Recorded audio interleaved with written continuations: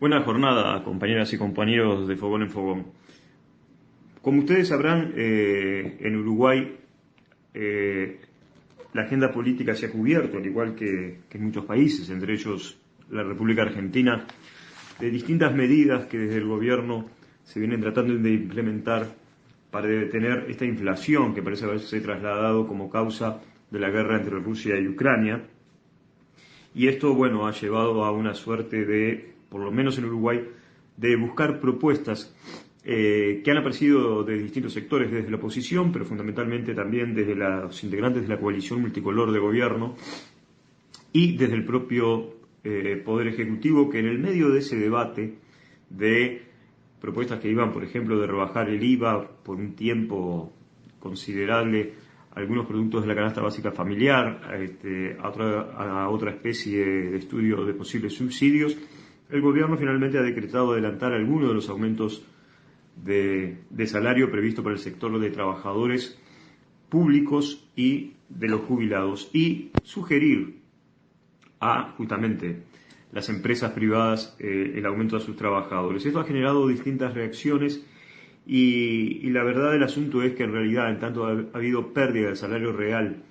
que también impacta en las jubilaciones,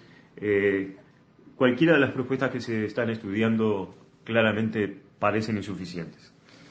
Abril es un mes especial en la historia de la izquierda uruguaya, en particular de la izquierda de intención revolucionaria, no solo por lo que ha representado en los cruentos eventos históricos que la han tenido como protagonista, sino además porque muchos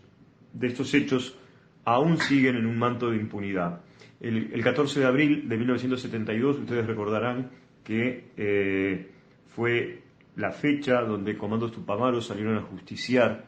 a quienes habían sido declarados por el agente Nelson Bardecio como integrantes del Escuadrón de la Muerte. El ejército responde a esa ofensiva de la guerrilla urbana y ejecuta a 8 militantes tupamaros. Decimos ejecuta porque en realidad de los 8, solamente 2 comprobadamente cayeron en combate, el resto de los 5 fueron literalmente ejecutados, y bueno, y son famosos además los audios donde la policía y las fuerzas conjuntas, también acompañadas de integrantes del Escuadrón de la Muerte, iban con la orden de no dejar heridos. Más acá en el tiempo, 3 días después, el 17 de abril del mismo año, se produce la masacre de los 8 militantes del Partido Comunista en la seccional 20, allí en el Paso Molino, en lo que fue una emboscada armada. Cerca de más de 500 efectivos militares, acompañados por la policía y por el Escuadrón de la Muerte, rodearon la seccional 20 del Partido Comunista, en un operativo que empezó 2 días antes y que en realidad tuvo como consecuencia que, bueno, hubo una maniobra de contrainteligencia, efectivos de civil dispararon hacia las Fuerzas Armadas, haciendo creer que los disparos provenían dentro del local de la seccional 20, allí se produce esta terrible masacre que termina con la vida de estos 8 militantes comunistas. En abril, ya de 1974,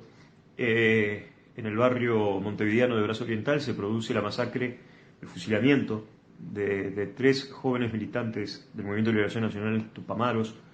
que bueno, que también allí fueron emboscadas y acribilladas. Esta causa en particular, que se conoce popularmente como las muchachas de abril, tiene una sentencia de la Corte Interamericana de Derechos Humanos, de la cual hoy el Estado uruguayo sigue sin cumplir. Es una sentencia que, bueno, que primero reconoce que fue un fusilamiento, que fue un crimen de lesa humanidad, pero que además, bueno, plantea una serie de medidas a tomar, como por ejemplo el apoyo psicológico a los familiares de las víctimas y otra serie de medidas reparatorias,